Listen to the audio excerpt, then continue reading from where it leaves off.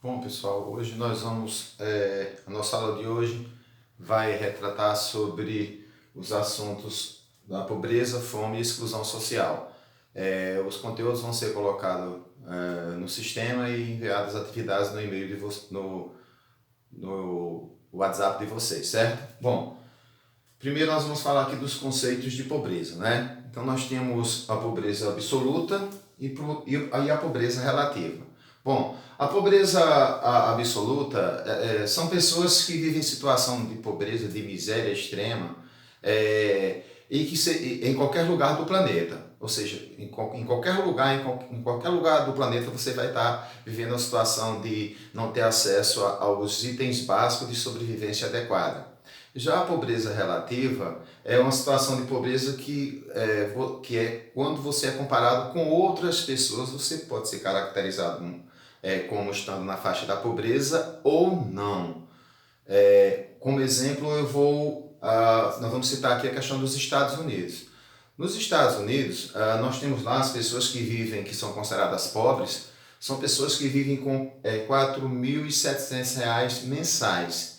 Então, essas pessoas se enquadram bem na questão da pobreza relativa, já que é R$ 4.700. Se comparar esses pobres que ganham R$ 4.700 com as pessoas que vivem no Brasil, eles aqui no Brasil não seriam considerados pobres, uma vez que esses valores de R$ 4.700 no Brasil, as pessoas fazem parte, quem ganha isso faz parte da classe média e não são consideradas pobres.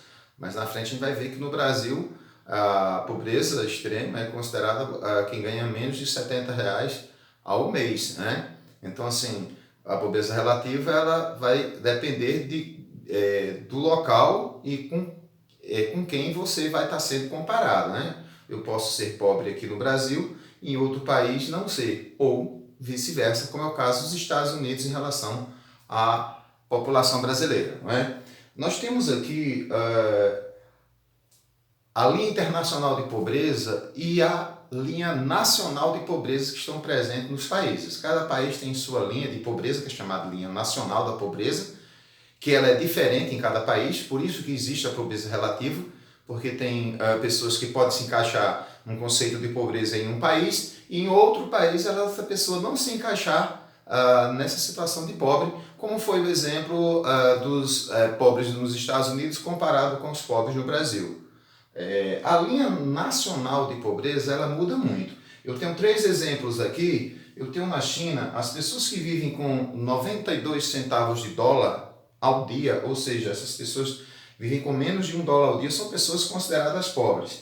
Já no Reino Unido, né, na Inglaterra, que é Inglaterra, Escócia e País de Gales, nós temos aí $1.650 ao mês. Então já é uma renda bem maior do que comparada com os chineses. E no Brasil eu tenho $1,25 ao dia, que quem ganha menos do que isso vai estar dentro da linha nacional da pobreza e que coincide com a linha internacional da pobreza, que é um padrão internacional, né? Quem ganha menos de $1,25 ao dia está inserido na pobreza extrema, e seja em qualquer país do mundo, tá certo? Aí leva em consideração a pobreza absoluta, certo, pessoal?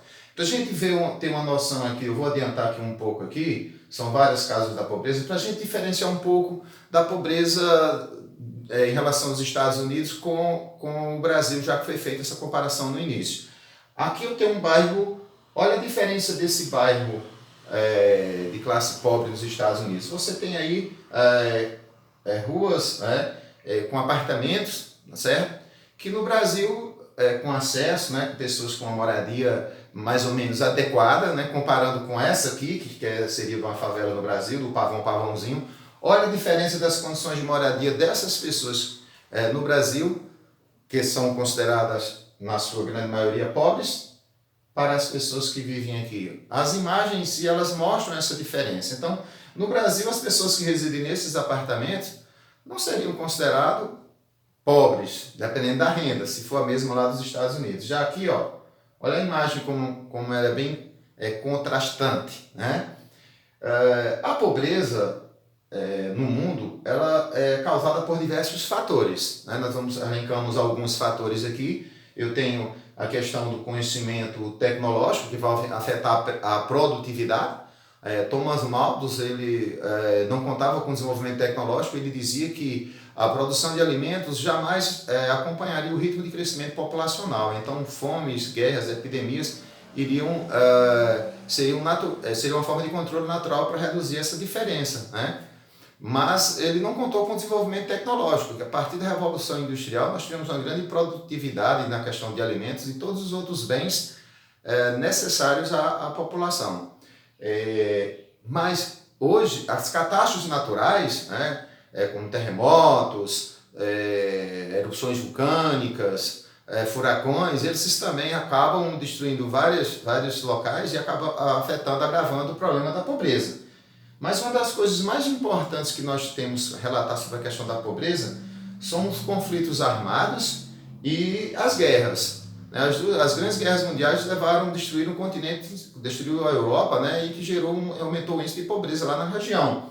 Os conflitos armados, que existe briga de território entre grupos políticos, né, e que é muito marcante no continente africano. Então a pobreza da África, em parte, está relacionada à questão desses conflitos internos armados que existe lá historicamente no continente africano. Então são várias as causas da pobreza que estão elencadas aí e foi citadas um pouco por mim aqui, explicado alguns. Hoje, no século XXI, nós temos o desemprego, a má distribuição de renda, a riqueza concentrada nas mãos de poucos, a corrupção. O Brasil em si, a gente percebe que nos últimos anos o dinheiro que é retirado dos cofres públicos, falando de Brasil, devido à corrupção, daria para investir muito, né, na geração de emprego, na educação, na saúde, na segurança e diminuir a margem de pobres no Brasil.